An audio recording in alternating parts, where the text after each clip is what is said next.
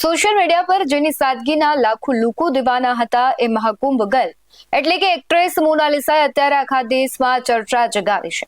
પણ આ ચર્ચા તેના કોઈ નવા પ્રોજેક્ટની નહીં, પરંતુ તેના વિવાદાસ્પદ લગ્નની છે.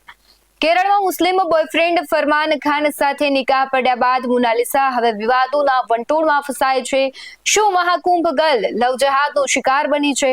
શું તેની પહેલી ફિલ્મના ડાયરેક્ટરના આક્ષેપો સાચા છે? અને સૌથી મોટો એ સવાલ છે કે શું એક મેનેજરે પોતાની જ એક્ટ્રેસનું સોદો કરી નાખ્યું છે?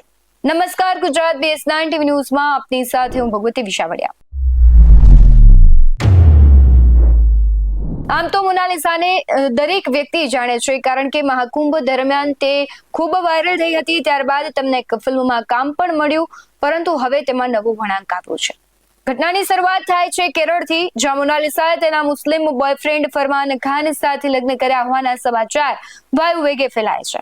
જે મોનાલિસાને લોકોએ મહાકુંભના પવિત્ર વાતાવરણમાં જોઈ હતી, તેને અચાનક બીજા ધર્મના યુવક સાથે નિકાહ પડતા જોઈને ચાહકો પણ ચોંકી ગયા છે. સોશિયલ મીડિયા પર આ ફોટા વાયરલ થતા જ ટીકાઓનો મારો શરૂ થયો છે. લોકો પૂછી રહ્યા હતા કે શું આ માત્ર પ્રેમ છે કે પછી કોઈ મોટું દબાણ?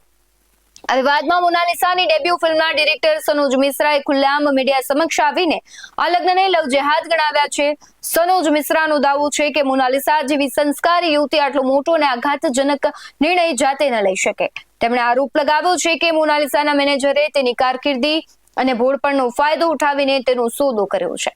સનોજ સવાલ ઉઠાવી રહ્યા છે કે શા માટે લગ્ન કેરળમાં જ પસંદ કરવામાં આવ્યા અને શા માટે આટલી ગુપ્તતા પણ રાખવામાં આવી. ડિરેક્ટર સનોજ મિશ્રાના દાવા મુજબ આ મામલામાં પડદા પાછળનો ખેલ ઘણો ગંદો છે. તેમણે આરોપ લગાવ્યો છે કે એક્ટ્રેસનું મેનેજર કોઈ મોટી ગેંગ અથવા ચોક્કસ વિચારધારા સાથે જોડાયેલો હોઈ શકે છે. ત્યારે સનોજ કહે છે, મારી પાસે પુરાવા છે કે મોનાલિસાને ફસાવવામાં આવી છે, તેને પ્રેમની જાળમાં ફસાવીને ધર્મ પરિવર્તન તરફ ધકેલવામાં આવી છે.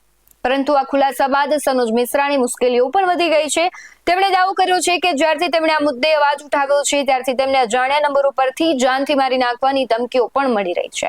ફોન કરનારાઓ તેમને મોનાલિસાના મામલાથી દૂર રહેવાની ચેતવણી આપી રહ્યા છે.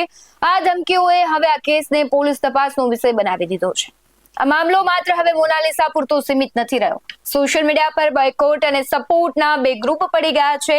કેટલાક લોકો તેને વ્યક્તિગત સ્વતંત્રતા માની રહ્યા છે, તો વિશાળ વર્ગ તેને સનોજ મિશ્રાની નજરે લવ જેહાદનું એક સુનિયોજિત કાવતરું માની રહ્યા છે.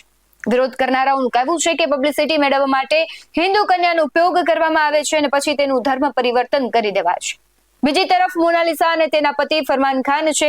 તેની તરફથી હજુ સુધી આક્ષેપો પર કોઈ સત્તાવાર અથવા વિસ્તૃત પ્રતિક્રિયા આપવામાં નથી આવી. શું તે દબાણમાં છે કે પછી તે પોતાની મરજીથી આ બધું કરી રહી છે?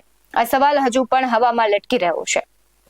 મહાકુંભ ગર્લનો આ વિવાદ છે બોલિવૂડના કાળા પડદા પાછળનું સત્ય ઉજાગર કરે છે કે કેમ તે તો સમય જ બતાવશે. પરંતુ સનોજ મિશ્રાના આક્ષેપો ગંભીર છે. જો કોઈ મેનેજર પોતાની એક્ટ્રેસનો સોદો કરતો હોય તો આ ફિલ્મ ઇન્ડસ્ટ્રી માટે અત્યંત શરમજનક બાબત કહેવાય. અને જો ખરેખર લવ જેહાદનો કિસ્સો હોય તો તે સમાજ માટે ચેતવણી સમાન છે. સનોજ મિશ્રાને મળેલી ધમકીઓ અને મોનાલિસાના લગ્ન પાછળના તથ્યોની ઊંડાણપૂર્વક અત્યારે તપાસ ચાલી રહી છે. તપાસ બાદ ખબર પડશે કે સત્ય શું છે. જો લવ જેહાદ છે તો સમાજ માટે આ લલબત્તી સમાન કિસ્સો છે. એક સંસ્કારી દીકરી, એક કહેવાય છે ટેલેન્ટેડ દીકરીને જો ફસાવવામાં આવતી હોય ને આમ પણ આપણે જોઈએ છે કે દિવસે ને દિવસે લવ જેહાદના કિસ્સાઓ વધી રહ્યા છે. તેમાં એક મોટા કિસ્સાનો ઉમેરો ખૂબ મોટો સંકેત દઈ રહ્યો છે. તમારું શું માનવું છે કમેન્ટમાં જરૂરથી જણાવજો. બાકી આવા જ વધુ અહેવાલો સાથે ફરી મળતા રહીશું. તમે અમારી YouTube ચેનલને સબસ્ક્રાઇબ કરવાનું, અમને Facebook અને Instagram પર ફોલો કરવાનું ભૂલશો નહીં. બાકી અવનવી અપડેટ્સ મેળવવા માટે આપ જોતા રહો BS9 TV ન્યૂઝ. નમસ્કાર.